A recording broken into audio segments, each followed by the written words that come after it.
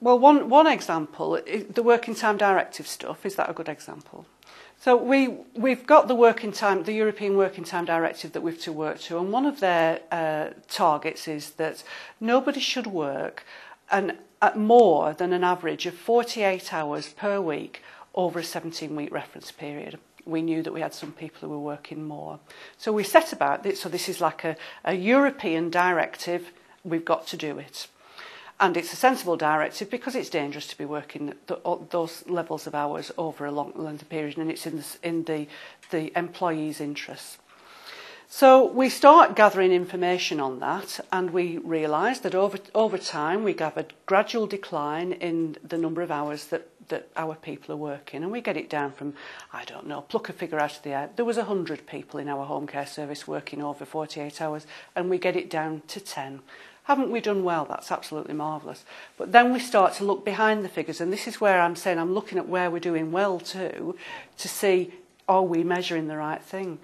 And what we discovered was we'd gone from 100 people working 50 hours to 10 people working 70 hours. So in actual fact, we've made the problem worse for those 10 people.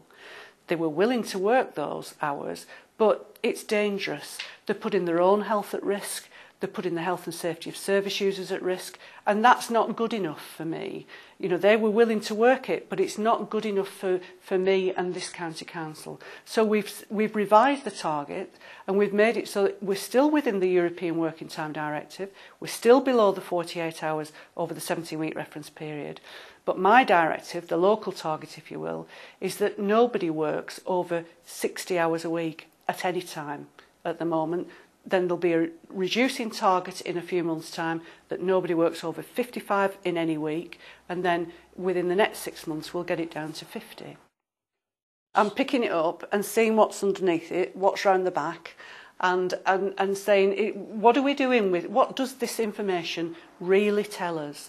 Is it just telling us what we want to hear? Because we're not interested in what we want to hear. That's the end product, of course, that we get what we need. But the important thing is that it suits everybody. It suits our service users, it suits our employees, it suits the business, and it suits the county council.